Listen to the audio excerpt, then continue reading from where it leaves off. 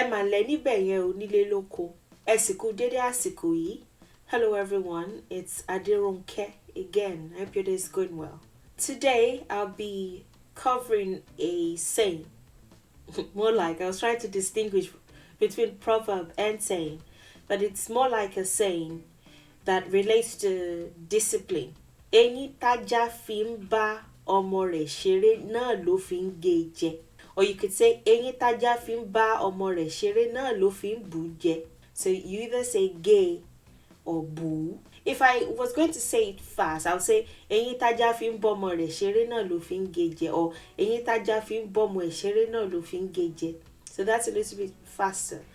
But it is Eyín Tájá fi ń bá ọmọ rẹ̀ ṣeré náà ló fi ń gé jẹ, or náà ló fi ń bù jẹ. You can say re or e. In some dialects, they retain the original, which is re. But many times we leave this re out and we say e, omo e.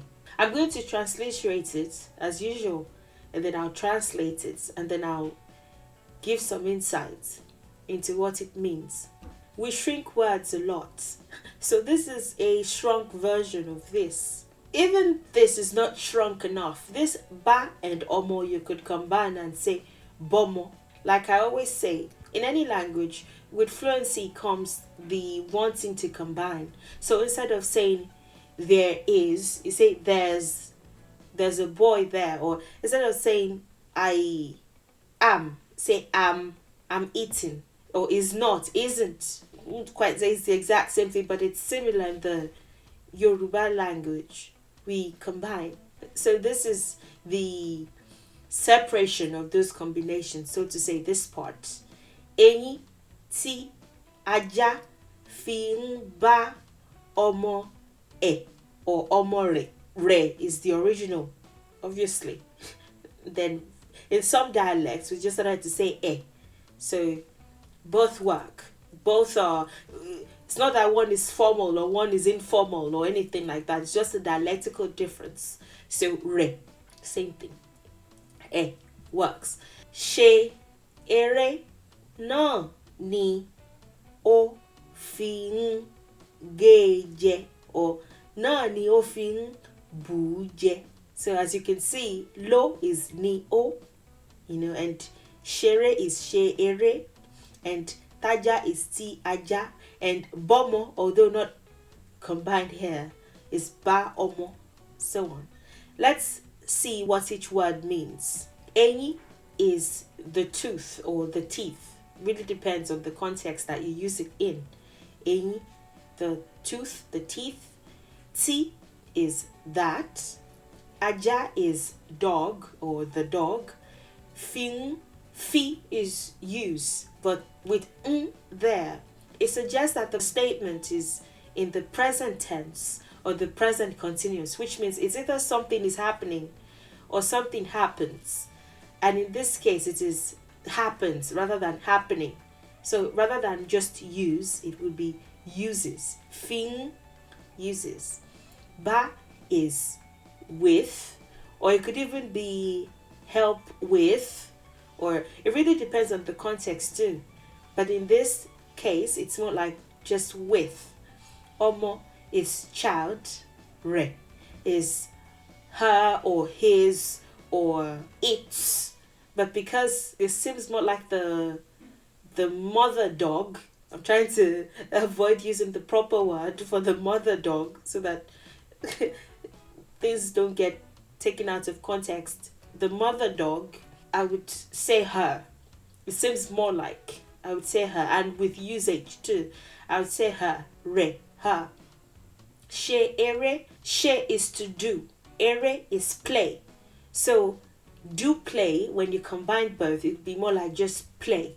These are instances where you realize that the grammatical rules that appeal to one language don't necessarily appeal to the other, and things like that. It's in instances like this that you realize that transliteration sometimes don't always go too smoothly. You have to make adjustments. So do play is actually how we say play.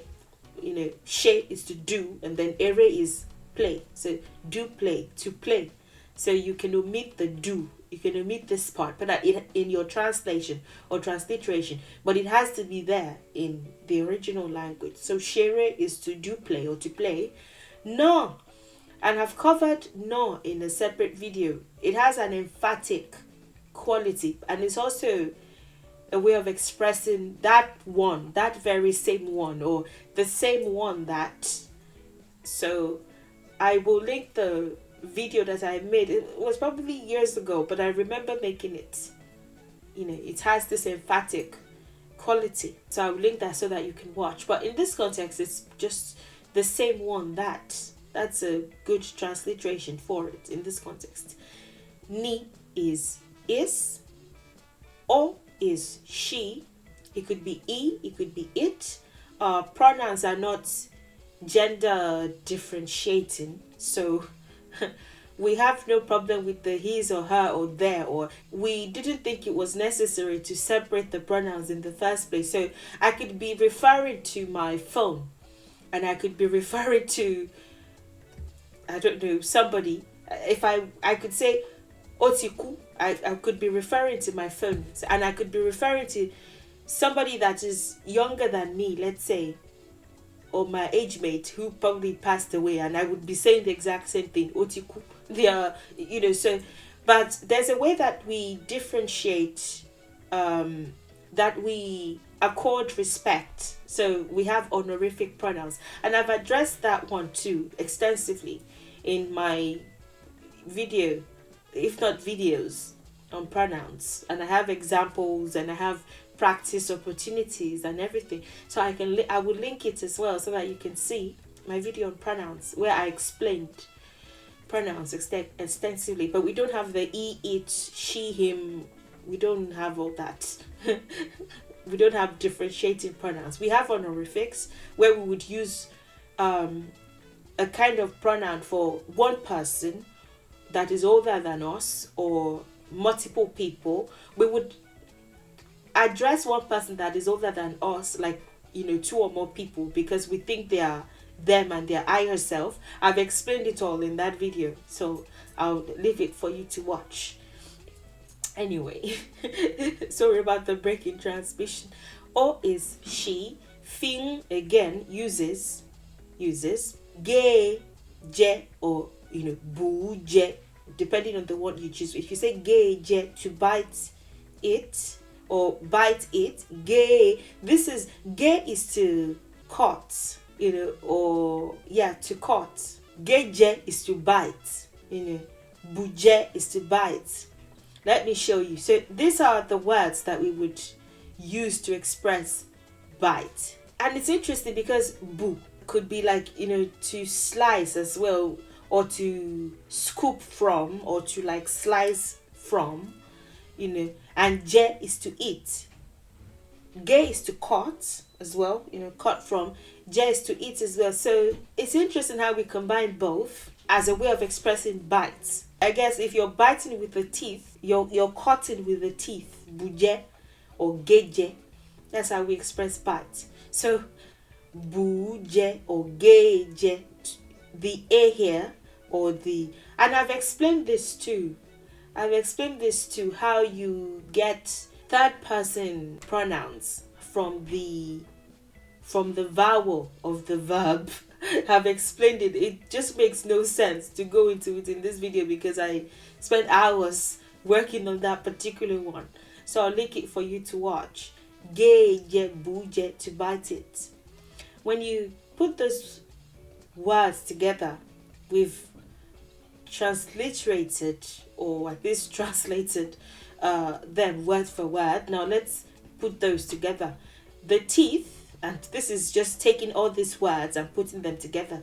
The teeth that the dog uses with child, her, to do play, the same one that is she uses to bite it. See? This is a perfect example of just taking them word for word. I think that is why, apart from just learning the words and what they mean, you also have to learn the expressions and the sentence formations, which is this one being a prime example. If you had gone to maybe Google Translate and you translated each one and you put them together like this, you may get the context, but it may not make sense. So this is an example of, oh, you also have to know how to arrange them to the language that you're translating to. Same thing with the English, with the English language. Sometimes when you just take it word for word and you translate it to Yoruba, it makes no sense. So you have to make the necessary adjustments. Rearranged. This is what it looks like, rearranged. The teeth that the dog uses to do play with her child is the same one that she uses to bite it. There are no word inclusions. It's just the exact same thing rearranged. So you would notice that rather than child her, you have her child. That is because oftentimes in the Yoruba language we put the possessive adjective, or even the adjectives in general, we put them after the noun rather than before. So in English you would say her child. In Yoruba, the way that we would place the words, it would be child her. If you're translating omore, child her. So that's another example. The teeth that the dog uses to, and I mentioned omitting this, but I included it anyway, to do play with her child is the same one. See, you put the e's here before the is the same one. So no ni is the same one that she uses to bite it. So it's just rearranging one or two words here to get this. When you translate, it is the dog uses her teeth to play with her child, but also bites the child with it. Now I'm trying to make it sound more like English, for translation purposes. Of course, I'm pretty sure that if I took this and I attempted to just transliterate to Yoruba, it would be just as senseless. So another reminder that languages are not the exact same, so you have to approach them and know the rules, the sentence formations, and well, not necessarily rules, but the structure, for sentence formation and things like that. And this is just the language. Now imagine the cultural dissimilarities in one or two areas. Anyway, the dog uses her teeth to play with her child, but also bites the child with it. Now you're starting to think, what does that mean? You know that dogs play with their teeth. Sometimes you think dogs are fighting when you see them doing that mouth play, so to say, and putting their mouths in their mouths. When the dog wants to play with her child, she uses her teeth. But when she also wants to bite it, she uses that same teeth. So it's, of course, I don't even need to say that parents would use this a lot, to say, I can play with you, but you also have to remember that I'm not one of your little friends. That is like one of the very, let's say, almost literal and common ways in which this saying is used. If maybe one of your little friends said she wasn't going to speak with you anymore, let's say there's one Susan in your class and she says, oh, I'm not speaking to you anymore. Of course you wouldn't care. Susan doesn't house you, she doesn't feed you, she doesn't bring you to school, she doesn't buy your uniforms, she doesn't go to your parent teacher conferences, or who cares? But the very people who feed you, who take care of you, also have the means to discipline you the most. It goes without saying. So I'm trying to think, maybe the closest thing to it in the English language would be maybe don't bite the hand that feeds you. But it's not necessarily the same thing, But it would often be used as a warning in that kind of regard, that I can play with you and take care of you, but I can also discipline you with the very same means. And I'm sure there would be gurus and teachers and speakers that would have something to say about that. If somebody gives you a video game and you get so used to it and they take it back, it feels like a form of punishment. That's discipline, just because they gave it to you and they've also collected it but somehow it's just not, you don't feel quite the same. It feels like discipline. I'm pretty sure that this can be taken even further than parent-child relationships. But apart from the mothers, typically mothers, using it to sort of express the I'm not one of your little friends, it goes way beyond that. That's almost a literal word for word way of applying it, at the very basic level. But at the advanced level, it's also a way of saying the very things that are used to please you can be used to hurt you. And that's the truth. It's something that one has to think about, and this is not maybe addiction or no. I don't think it's all that. It's the very things that you get used to. I think it requires that's the beauty of it. It requires each person to think about their own life and the things that are pleasures to them and how they get it and who they depend on for those things, for those pleasures, because they are the very same things that can hurt. The puppy wants the mother to play with him or her, but I'm pretty sure she would reach for that play and would be beaten if the mother thinks that they deserve the discipline. Whether indeed they do or not is even besides the point. But that very same apparatus that would please the puppy can also be used to hurt the puppy. So the very same things that are used to please you can be used to hurt you. They're not somebody that is easily pleased or impressed by just about anything. And it would be hard for you to see how it applies in your own life, or if you're not somebody who enjoys many things. But if you are, you also have to think about how it applies in your own life. It could even be maybe your job or something, I don't know, or maybe where you make your money, or, those very same people, when they do something, it can hurt you the most. So I suppose it's a way of making one assess their own life. It really depends on how a person chooses to interpret it. The very same things that please, when they're taken away or when they're used a certain way, can also hurt. Who's really in control? And I think that's the first realization that children have. I was watching a video the other day, I think, and the child wanted to leave the house. I think they took a sword or something. They took something really random, but they were expecting I don't know if this applies. But they came back in with a quickness. I don't know if there's a lesson to learn here, or it's just a realization, and that's about it. But it really depends. It really depends on the individual and their own life and how they think it applies. The very same things that are used to please one would hurt one the most if they are used in disciplinary ways, if they're used to discipline. So that's about it. I don't think I have anything else about this saying. If you have any questions, please don't hesitate to ask. Thank you for watching. Thank you for your time. Thank you for your support.